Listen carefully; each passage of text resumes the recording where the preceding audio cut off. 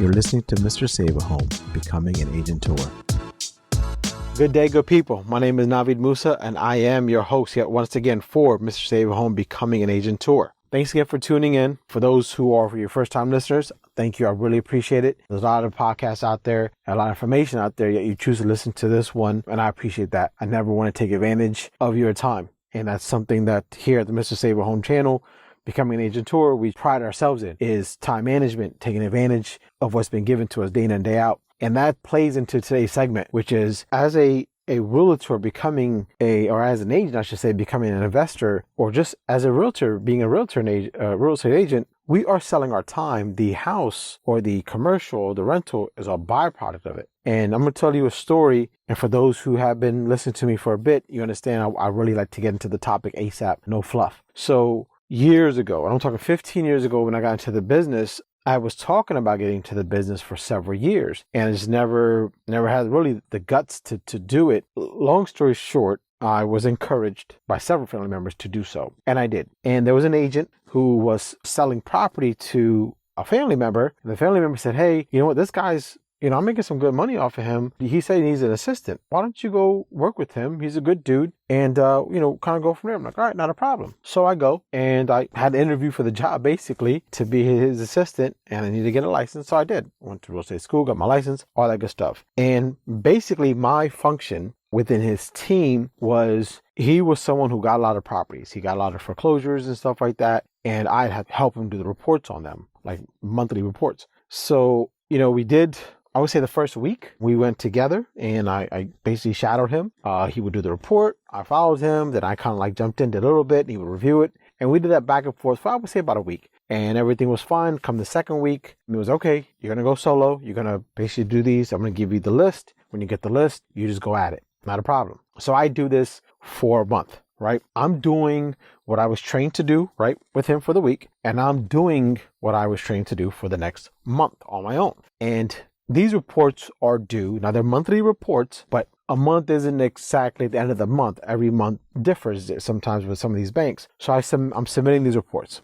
I'm submitting them, letting them know they're done. And our agreement is, hey, you'll get compensated at the end of the month kind of ordeal. No problem. I thought I was doing my job. I thought I was doing what I was trained to do. It's time for payday, right? It's time to all the driving, all the work, all the late nights, the early mornings, and just, whatever, learning curves, whatever you want to call it.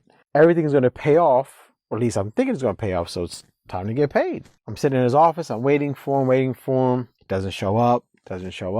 Call him, doesn't call me back. And I'm like, all right, you know what? Let me just go. Maybe something happened. I might gain the benefit of the doubt.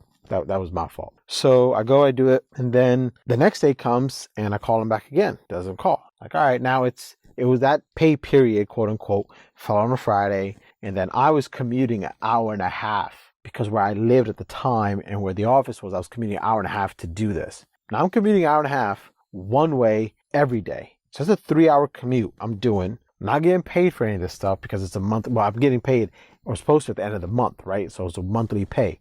I'm driving a car that requires, 92 plus octane. And at this time, gas is $3 plus a gallon.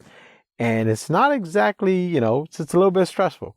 And so anyways, Friday comes and goes. Saturday comes and goes. Sunday comes and goes. I don't hear from this guy. And I'm like, all right, now I'm getting pissed. I am pissed at this point. So Monday comes in.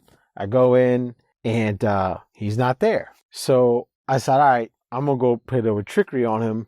I'm going to drive my car. I shouldn't have to have done this, but I had no choice. I took my car, drove it to an adjacent parking spot, parked it there, and then I walked across and said, okay, if he sees my car, maybe he won't come in. So I go upstairs, I actually go to the office, and it's a big company. It's not a mom and pop real estate. This is a worldwide known franchise this agent works for. I go park the car, I come walk in, I go to a different room, and then I'm just kind of waiting. And I hear him talk to somebody. I'm like, he's here. So he goes into his office. I come walking in. Now he left his door was open, so I just went and walked right in. The look on his face told the whole story. Told this story right now that I'm going to tell you. And basically it was kind of like a oh shit face is what he gave me. And I said, hey, are you okay? I'll try to call you all weekend, just being cordial.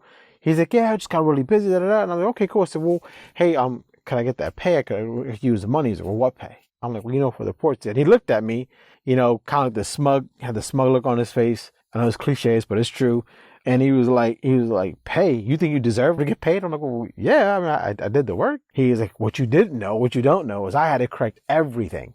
All the work you did was, I had to go fix everything up. Everything was wrong, blah, blah. And I'm like, I'm not gonna lie. At first I was like stunned. I was like, wait a minute. I felt bad. Like, did I really F up this bad? Like, did I really screw up all those reports and stuff? And then he just went on and stuff like that. And hindsight's 2020, right? So he kind of berated me. I didn't realize it after the fact, but I'm like, damn, And so I said, I'm really sorry. I didn't know. Wish you would have said something to me. Da, da, da. And by the end, he really had me convinced that I didn't deserve to get compensated. I had given all my time. My time was going to be sold for a particular compensation package. But according to him, the time that I gave him wasn't worthy of a compensation, that it was all wasted time. And I'm not going to lie. I didn't argue. I didn't go all macho man or anything like that. I was shocked because I've never heard such criticism on my work. I pride in my work ethic. So I just put my tail between my legs and I said, I'm really sorry, man. What do I need to do? Like to a point where I was willing to, and I did, not willing. I would spend the night at this guy's house to learn and be up to learn these reports. Fast forward, it was a lie. He wasn't staying up and doing anything. He just didn't want to pay me. And I found out because I ended up just staying at his house and I would do all the work for like 3 days. I'm cranking out and stuff like that. And he reviewed it like, yeah, okay. Yep. This is good. This is good. This is good. I did nothing different. Those X amount of days that I spent at his house doing that work was no different than the work I did in the prior month. And that's when the aha moment kicked in for me. And I went back to him and I said, hey, what the hell, man? I said, what I'm doing for you now that you're approving is the same thing, same comments or similar comments and pricing structures and whatever these reports consisted of is I did back then. So what's the difference? And I said, you know what? I want to see what you corrected because I don't have a memory of an elephant, but I have a pretty decent memory to know what I was putting on some of these reports, especially some of these houses because they're in areas that I grew up in or I have friends in these areas. So I kind of remembered some of these homes and the valuations and what I had said about them. And he put up this huge wall and was just totally defensive. That's what I knew. Okay, I see what's going on here. You made all this money. Now you don't want to share it with yourself like that. So I walked out. I legit just left. He was at the right brokerage because he was definitely full of a lot of hot air himself. I'll leave it at that. But what he did was inexcusable. And actually, I thank him for what he did because that anger that I had turned into a passion. And it was that I wasn't going to let anyone else go through what I went through. So if I could help people, I'm going to help them, not do what he did. And it also taught me about my time. We get pushed into the corners at times, personal, professional, about our time. Go do this, go do that, go do this. We're ordered to do these things. And no matter how much time we give, we're still going to get the same amount of compensation for it. So I really want, especially the new agents out there, especially the people who are going to go into this business, especially those who are going to come in and, understand you're going to be running around and things like that. And you're going to put these people into your car. Well, not anymore. You're going to be following them or they're going to follow you in your car to go to these houses, look at these properties and these investors. Your time is what you're selling. You're not selling. You're selling that home. That home or that investment property is what's going to give you the financial part. But you yourself, you're the payday. Your time is the payday. What you bring to the table is the payday. And don't tell me, well, I'm new to the business, so I really can't expect much.